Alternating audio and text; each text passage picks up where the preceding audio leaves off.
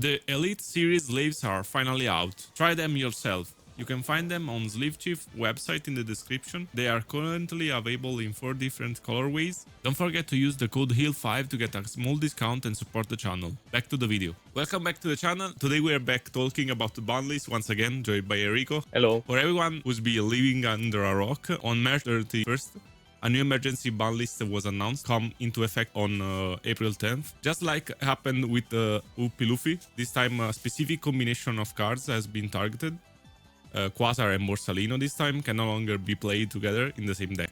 So Enrico, just like I asked you the last time, what do you think about this decision? Was this an overreaction, or was banning this combination something that should have been done from the beginning? Yeah, so I think I mentioned it also last time that probably this should have been actually what they should have done on the last ban list. So I'm glad that they decided to have an emergency ban.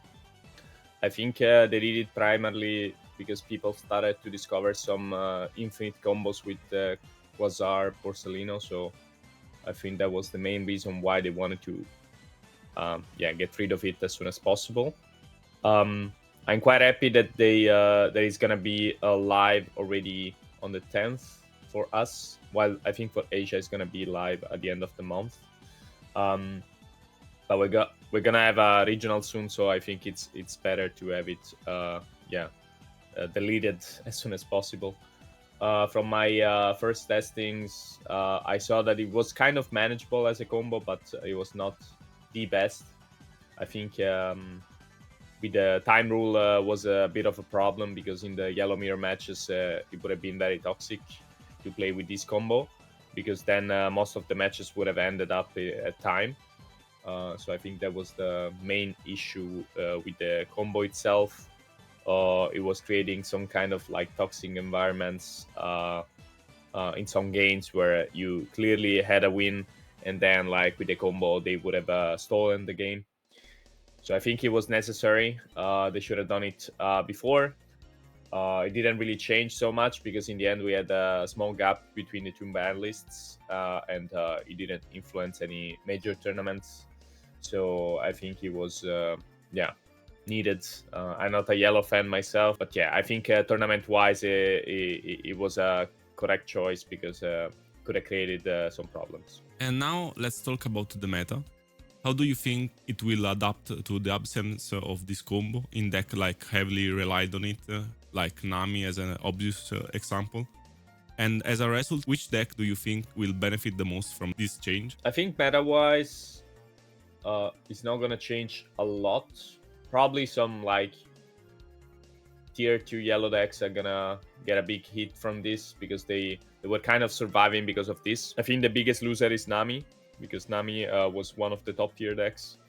It was relying on this combo. It was also the deck with probably the most consistent way to get it live. So probably the biggest loser is going to be Nami, as I just said. The good matchups for Nami are going to stay unchanged, I think. And decks like Moria, for example, they will get a big hit, because of course, the deck, at least some lists, they were relying a lot on that combo, and they will struggle because of the absence of this. Other than that, some yellow decks were not really using the combo at all, so I don't think it's going to change so much for them. For example, the Bell Luffy, I think the deck was running Borsa, but most lists were not running the Quasar, so it's not going to change. Bonnie was running it, but the deck was not good enough. Vegapunk was running it, but I think the deck was not good enough. So most yellows that really got it by this ban list, I don't think they were good enough, except for Nami and Moria. I think both decks are still very good. I think Nami is probably gonna enter the meta as a counter deck now, instead of like one of the, let's say, top decks. So it's gonna be more of a counter. Lucy is gonna be a big loser from this, because Lucy really had a good matchup into the yellows, and it was basically the main tier 1 counter to those yellows. So if the yellows are gonna decrease in popularity, then decks like Lucy are gonna fall as well. The biggest winner is for sure Enel. I was already a big fan of this deck. The deck itself was struggling a little bit against some of the yellows, not all the yellows. Nami was one of them.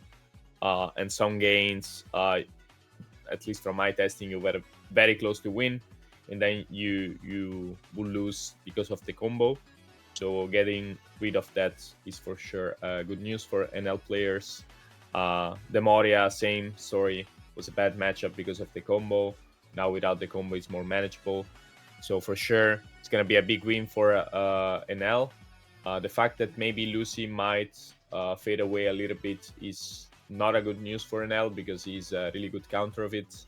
But I think people, at least some people, will try to stick to Lucy anyways because the deck is strong nonetheless. Other than this, another big loser is Crocodile probably. It was a really good counter to yellow decks. There were quite a lot of yellow counters that are gonna be indirectly hit by this because if yellow popularity is gonna fall down, then all these decks are gonna just disappear. So I would say NL is for sure probably the only winner because he's the best non-yellow deck at the moment, and all the other decks they struggle against him. Probably also green decks are gonna thrive a little bit. Some of the green decks can deal with NL. Other times like RG Luffy, I think it's fine. GP Luffy is fine, but still I don't count these as tier 1s. So they might enter the meta as tier 2s to counter NL. But yeah, we might see a meta where NL just dominates. But I don't know. We might see something hidden that I didn't discover yet, at least myself. So I'm really curious about it. But yeah, for sure for NL players, this ban list was really good news. Yeah, I think that we will see if some decks make up in Lille. And since it's like nearby, what would you bring as the banned is effective from 10 and Lille is in 11? Yeah, at least for me, NL, but I was already on that deck before the ban list. So I think it's a very complex deck, and if you have time and if you put the work in to master the deck, is one of the best picks because the ceiling with the deck is quite high. The other option would be to bring a NL counter. I think it's a good choice. Indeed, unless like people decide to play Lucy no matter what, even though I don't think it's a good call. Some people with RG Luffy, for example, might do well in Lille. I think Nami is still a pretty good pick into NL. So Nami, I'm seeing a lot of popularity with the Thriller Bark package that we were playing in OP14 as well. And actually in Japan, it was becoming very popular again. So people might just stick to that version. So yeah, probably Nami, I would say, still a pretty good deck. The Nami mirror match is not so fun, but still into NL, it's very strong. So I would say Nami, NL, some spicy counters. So RG Luffy I would put. So these three I would say are my top picks for the moment. Perfect. That's all for today, or unless there is another emergency ban list incoming. Thanks again, Enrico, for your time. Thank you, as usual. Thank you all for watching and see you in the next video. Bye.